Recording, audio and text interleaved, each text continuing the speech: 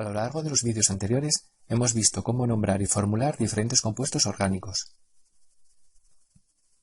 Hemos visto los ácidos carboxílicos, ésteres, amidas, nitrilos, aldehídos y cetonas, alcoholes, aminas, los éteres, alquenos, alquinos y alcanos, los compuestos halogenados y los nitrocompuestos.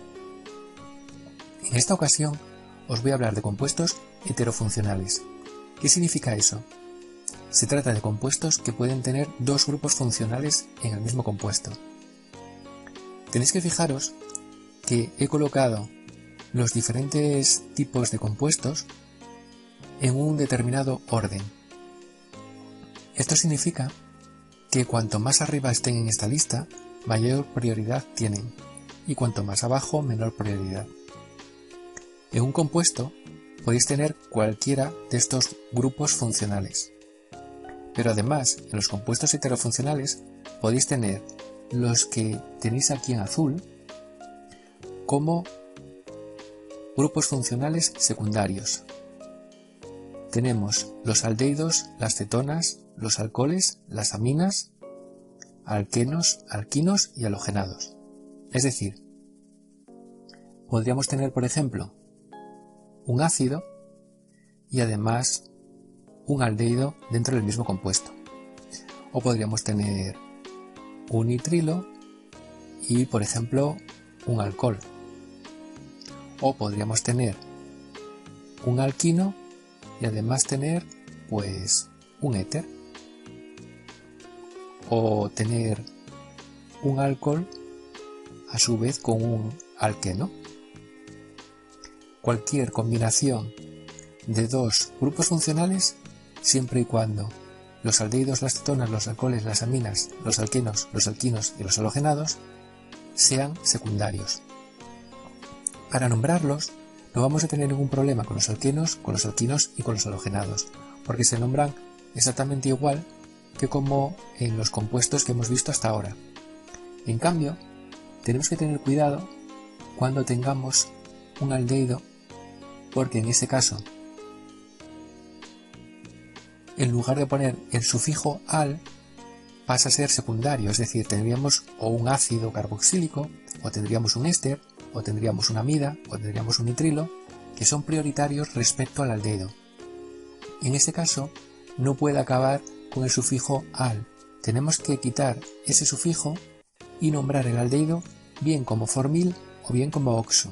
Lo vamos a ver en los ejemplos. Si tuviésemos una cetona, por ejemplo, la cetona se nombra con el prefijo oxo. Los alcoholes, hidroxi, y las aminas hay que cambiar y poner el prefijo amino. Vamos a verlo en ejemplos. Aquí tenemos los aldehídos. En el primer caso tenemos un grupo aldehído y además tenemos un ácido. El ácido es prioritario respecto al aldehído. Entonces, este compuesto va a ser un ácido, tenemos que poner la palabra ácido. Y el carbono que tiene el ácido va a ser el carbono 1. Por lo tanto, el aldehído está en el carbono 4. Diríamos 4-oxo butanoico. Es del ácido butanoico, pero en el carbono 4 tenemos un aldehído y como es secundario ponemos el prefijo oxo y decimos dónde está, 4-oxo butanoico.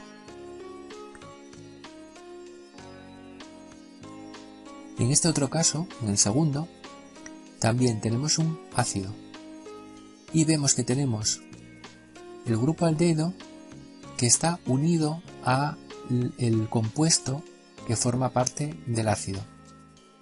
Entonces, si queremos nombrar el CHO, no simplemente que tenemos un oxígeno en ese carbono, sino que vamos a nombrar todo CHO, entonces ponemos el prefijo formil. Como el carbono 1 es donde está unido el grupo ácido, pues entonces diremos que el aldehído está en el 3 y por tanto será un 3-formil y luego nombramos la cadena principal que es el ciclohexano y luego, como tenemos el ácido y está unido a esa cadena, decimos que es carboxílico. porque no podemos tener el carbono del propio ácido dentro del propio ciclo hexano. Vamos a verlo con el último ejemplo, que es sencillo. Tenemos también un ácido y tenemos un aldehído, pero este aldehído lo nombramos como un CHO, por eso ponemos el formil. Como no hay ninguna otra posibilidad, no tenemos que poner el localizador del formil. Y luego que tenemos un COOH, que es un metanoico. Sería el ácido metanoico, pero que tiene unido en ese carbono un grupo formil. Las cetonas son fáciles, se nombran con el prefijo oxo. Entonces fijaos que tenemos un grupo ácido, es preferente respecto a la cetona, por lo tanto la cetona es secundaria y la llamamos con el prefijo oxo. Tenemos un ácido y es un 3-etil. ¿Por qué? Porque la cadena principal tiene que contener tanto al grupo ácido como al grupo cetona. No podemos escoger otra cadena aunque sea más larga. Por lo tanto, la cetona está en el carbono 4 y el etilo que tenemos aquí está unido en el carbono 3 de la molécula. Empezaríamos a enumerar por el grupo ácido, que es el que da la preferencia.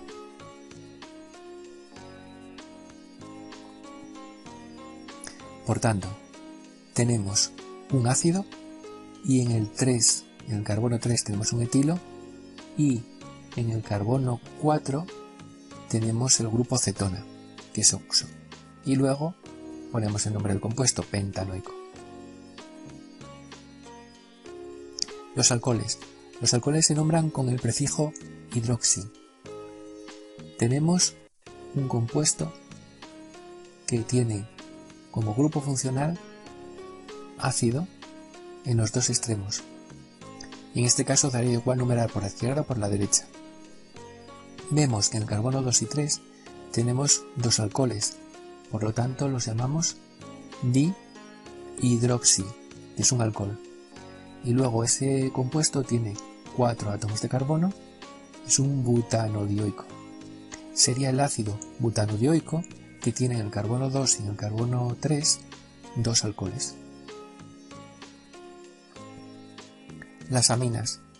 Tenemos un grupo amino, pero tenemos un grupo ácido, que es el principal, se nombra como un sustituyente. Entonces la amina está en el carbono 2 y se llamaría ácido 2-amino propanoico, porque es el ácido propanoico que tiene un grupo amino en su carbono 2.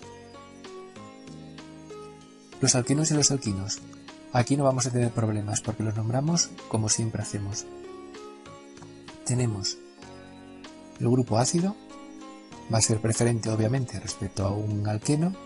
Nos fijamos que tenemos además un metilo en esta posición, en el carbono 2, por lo tanto será un ácido, 2-metil porque hay un metilo en el carbono 2 y 3-penten, o podríamos decir pent2-en, y le ponemos el sufijo oico porque es un ácido.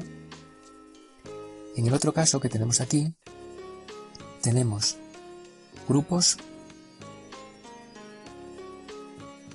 con triples enlaces, dobles enlaces y dobles enlaces. Tiene preferencia el doble enlace frente al triple. Por lo tanto, a la hora de coger la cadena principal, vamos a coger aquella cadena que incluya la mayor cantidad de dobles enlaces. ¿Por qué? Porque la primera regla era coger la que tenga más insaturaciones, pero claro, es que tenemos igualdad de condiciones en los dos casos. Podríamos coger esta cadena que tiene dos insaturaciones, o podríamos coger esta cadena que tiene dos insaturaciones. ¿Cuál cogemos? La que nos da la preferencia, la del doble enlace. Por lo tanto, tenemos que decir que tenemos un triple enlace que sería nuestra rama sería el grupo funcional secundario y el resto de la cadena es la principal. Por lo tanto, numeramos la cadena como hacemos siempre, empezando de forma que queden los localizadores más bajos posibles.